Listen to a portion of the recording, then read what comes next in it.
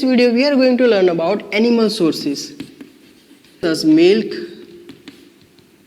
animal gives us meat, they gives us eggs, oil and many other things. Organisms' habits known as complete food. And why it is known as complete food? Because milk has all the mixtures of all the nutrients. Now what are nutrients? We will learn about nutrients in our next chapter, but for now remember that nutrients are very important for our body. So milk is known as complete food. Buffalo,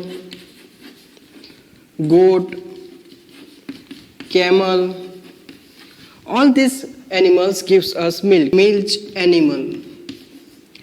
Remember this. It is important for exams also. So जो animals हमें दूध, घी, paneer, curd and etc. Eggs also are animal sources. From where we get milk? We get milk from chicken, poultry birds like duck, vitamins.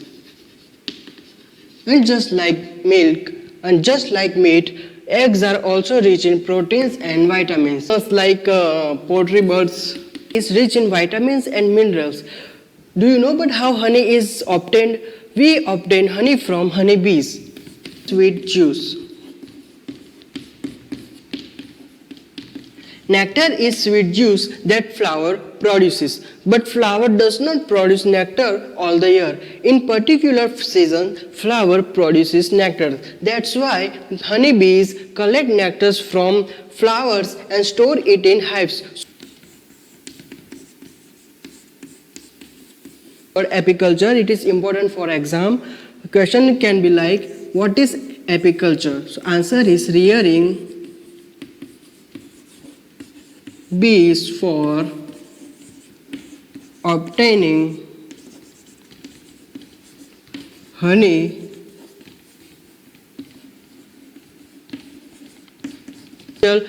animal source is oil. We get most of the oil from fish. Herbivorous. Animals that eat plants and parts of plants are known as herbivorous.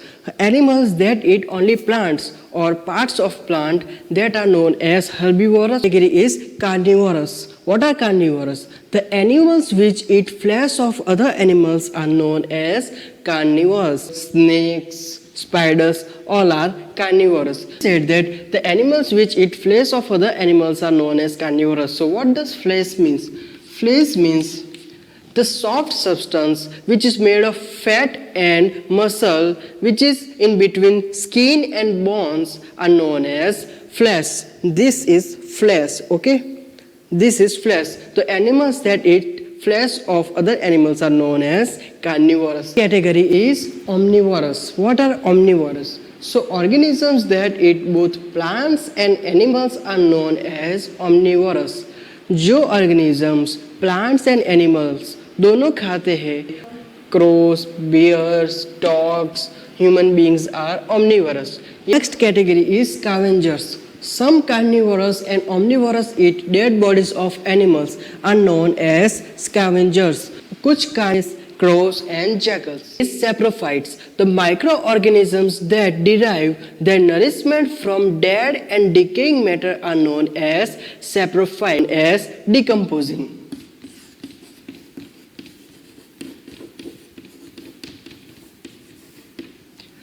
So while decomposing, they eat parts from dead. So this is how they get nourishment. What are the examples? Examples are fungi and bacteria. So while the process of decomposing, they break down the complex, dead and decaying matter into nitrogen, phosphorus and carbon. Students, sixth and the last category of animals or organisms is parasite. What are parasites? The organism that depends on other organisms are known as parasites. The organism from which a parasite obtains its nutrition is called host. For example, let me explain this in Hindi. And suck our blood. So we are host for them. We are host for mosquitoes. So this is what host means. One is ectoparasite and second is endoparasite.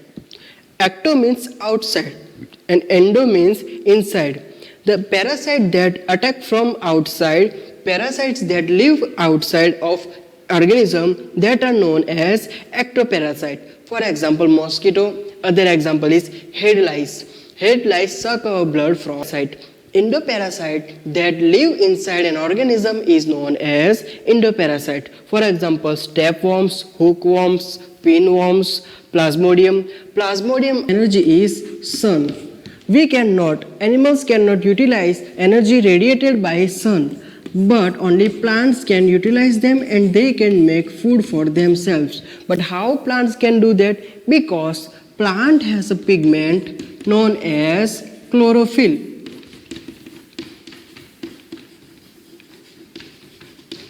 Plants use chlorophyll to make food for themselves, and other animals depends on plants and other animals for their nourishment, for their food. Eaten by grasshopper.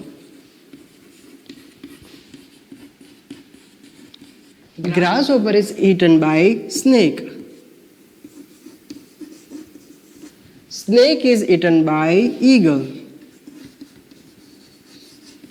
And eagle is eaten by fox. So here you can see that grasshopper depends on grass, snakes depends on grasshopper, eagle depends on snake, fox depends on eagle. So this is a chain. They producer like grass. Grass is eaten by, for example, grasshopper. So grasshoppers are primary consumer.